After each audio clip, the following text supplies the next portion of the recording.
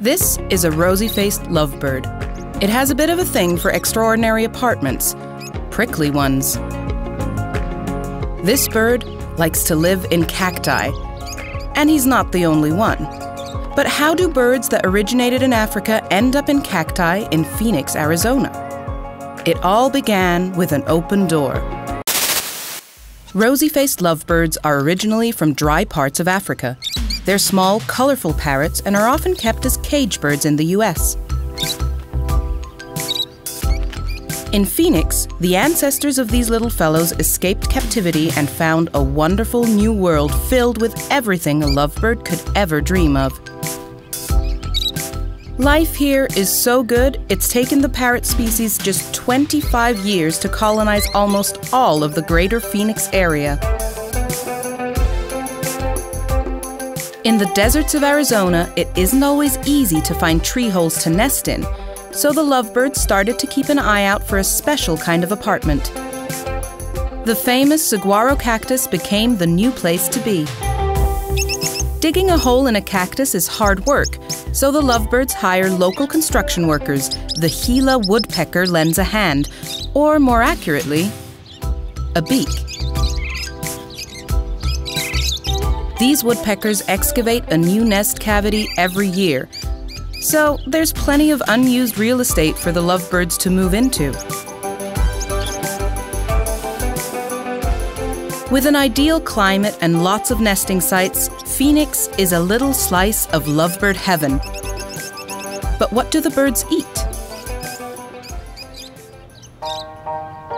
The saguaro provides for the native woodpeckers, but not for the lovebirds. Once again, the parrots have had a little help from the locals, just not the feathered kind this time. The people of Phoenix love their colorful garden visitors and are happy to feed them.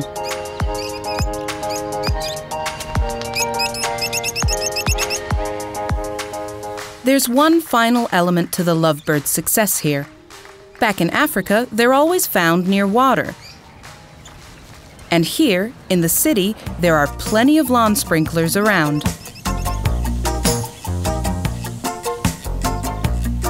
In the 40-degree heat, these splashy gardens become a lovebird magnet.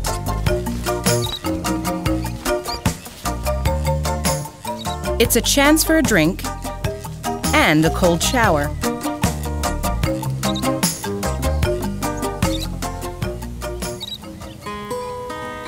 Most exotic species that escape don't survive long in the wild, and fewer still establish breeding populations in non-native habitats. But over the past 25 years, the population of these lovebirds has increased, and they've become regular visitors to the city parks and backyards of many Phoenix neighborhoods. The good thing is that so far this sudden abundance of parrots hasn't had any negative environmental impacts.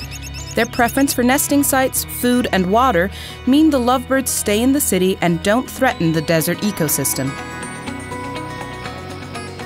Despite growing up in captivity, these little parrots are proving it is possible to return to a life of freedom. The only trick now is to avoid being caught again.